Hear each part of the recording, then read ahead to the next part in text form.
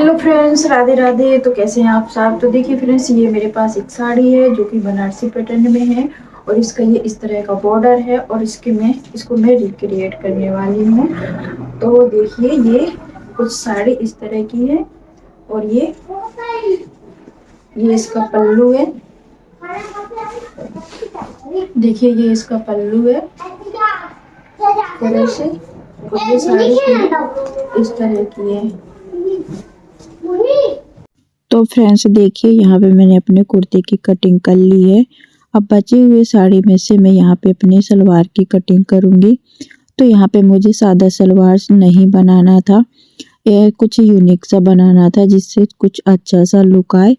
तो यहाँ पे मैंने साड़ी को डबल फोल्ड में देखिए इस तरह से रख लिया है और यहाँ से मैं चौड़ाई वाले पार्ट पे से इस तरह से नाप के देखूंगी तो लेंथ कम आ रही थी।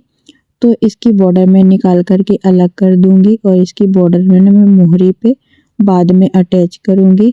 तो अब यहाँ से लंबाई में से इसको मैं नाप करके देख रही हूँ। तो यहाँ से इसकी लंबाई निकालने के लिए मैं बेल्ट को माइनस कर दी हूँ और इसकी लंबाई आ रही थी यहाँ पे 33 इंच। तो इस तरह से मैंने इसको नापा तो ये आ रहा था 28 इंच और आधा आधा इंच दोनों साइड फोल्ड हो जाएगा। तो इस तरह से 6 या 5 साढ़े 5 का मुझे बेल्ट तैयार करके इसको कंप्लीट करना था। तो सबसे पहले मैंने यहाँ पे इस पे बॉर्डर निकालना स्टार्ट कर दी। इस तरह से देखिए मैंने इसको नाप लिया है, जितना मुझे ज़रूरी है उतना ही मैं इसके बॉर्डर अलग कर रही हूँ, क्योंकि इसके बाद मुझे एक फ्रॉक भी तैयार करनी थी। तो मैं सोच रही थी कपड़ा वेस्ट नहीं जाना चाहिए और अच्छे से इसकी कटिंग हो जानी चाहिए। लंबाई का मेजरमेंट लगाने के बाद यहाँ पे मुझे बेल्ट भी इसी में से निकालना था।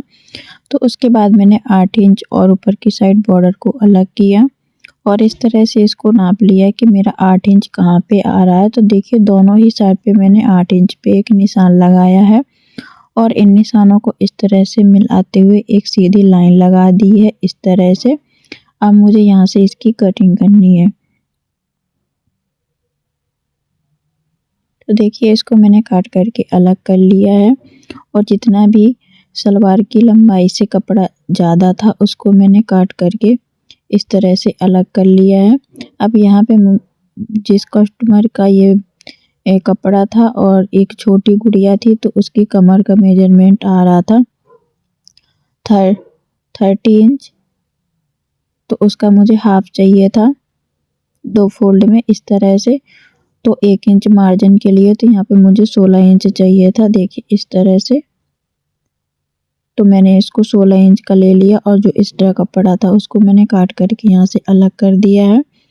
अब जो मैं यहाँ पे लंबाई वाला पोर्शन ली थी उसमें से मैं यहाँ पे निशान लगाऊंगी। तो देखिए नीचे की साइड जहाँ मुझे मोहरी रखनी है वहाँ पे मैंने 4 इंच माइनस कर लिया और म्यानी वाले हिस्से पे मैंने यहाँ पे 6.5 इंच पे लंबाई में और 2.5 इंच पे इस तरह से मैंने गोल राउंड दे के यहाँ पे म्यानी वाला हिस्सा का निशान लगा दिया। अब मैं इसकी कटिंग कर लूँगी इस तरह से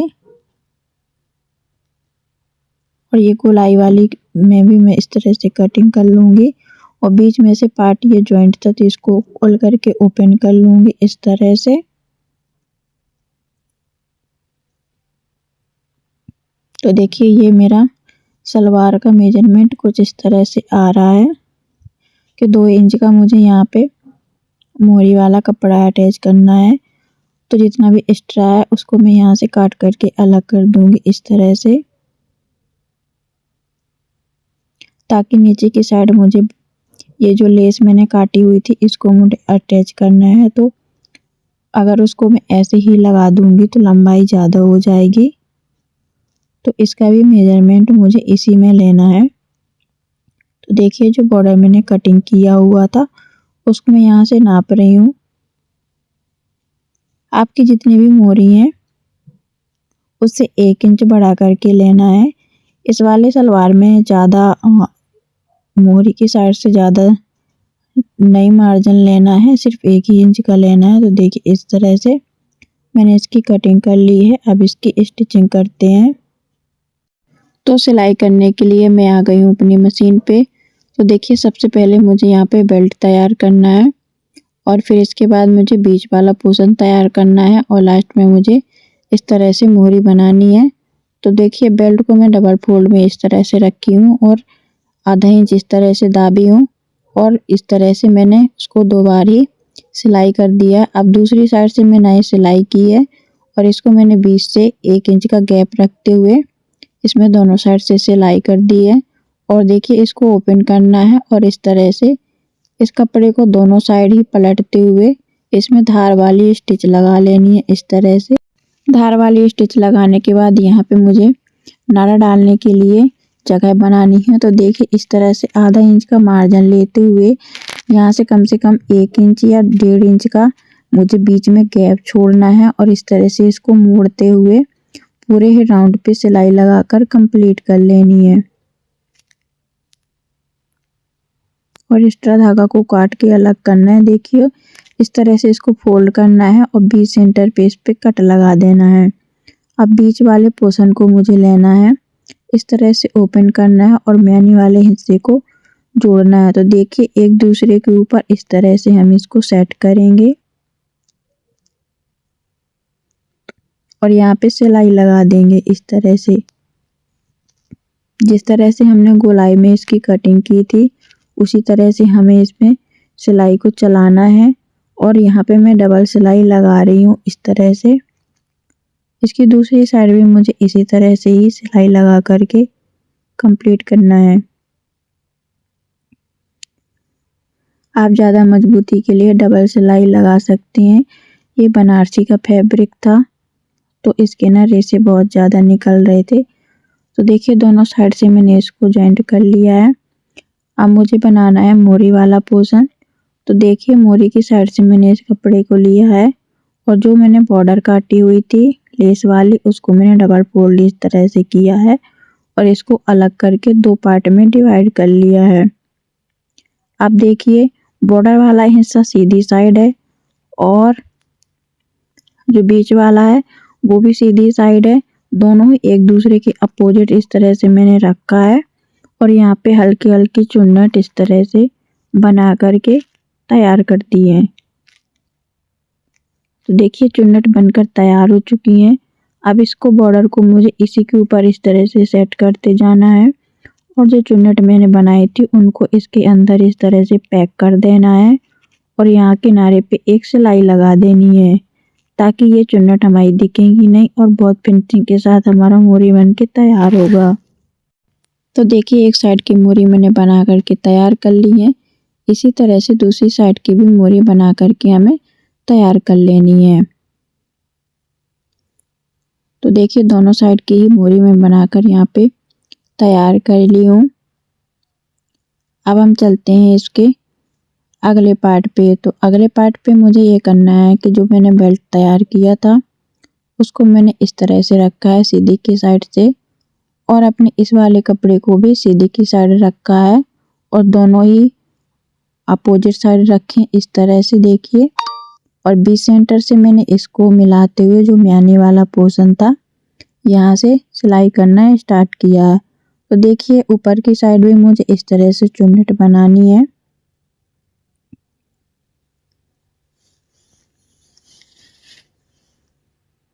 इस तरह से मुझे चुन्नट बनाते जाना है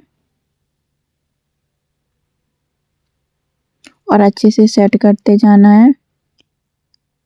कोशिश करें कि सारी चुन्नट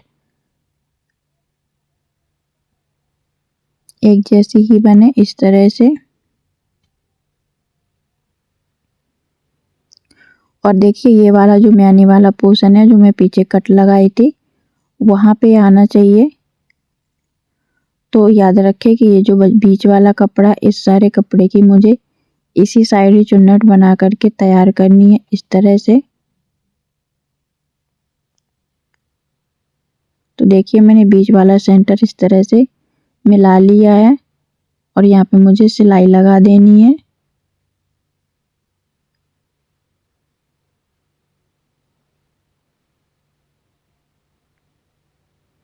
तो देखिए ये वाली प्लेट एक दूसरे के अपोजिट डलेंगे इस तरह से। अब ये वाली प्लेट इस डायरेक्शन में डलेंगी।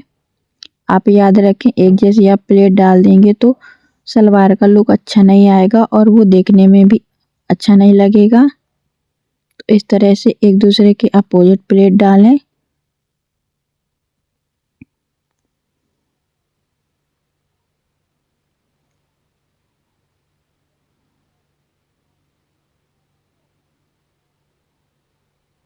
तो देखिए पूरे ही सलवार पे मैं इस तरह से प्लेट डाल ली हूँ और इनको अच्छे से मैंने सेट कर दिया है।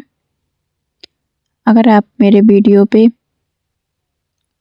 मेरे चैनल पे नए हैं तो चैनल को सब्सक्राइब कर लीजिए और वीडियो अच्छा लगे तो 1 लाइक कर दीजिए। तो देखिए इस तरह से मैंने पूरे में सिलाई को लगा लिया है। अब इसको ओपन करेंगे और इस तरह से ओपन करने के बाद जो मैं अभी चुन्नट डाली हुई थी उनको ऊपर की साइड करते हुए हमें बेल्ट के ऊपर इस तरह से एक सिलाई लगा लेनी है ताकि हमारी जो चुन्नट है वो अच्छे से बैठ जाए इस तरह से। तो पूरे ही राउंड पे मुझे सिलाई लगा करके कंप्लीट कर लेना है।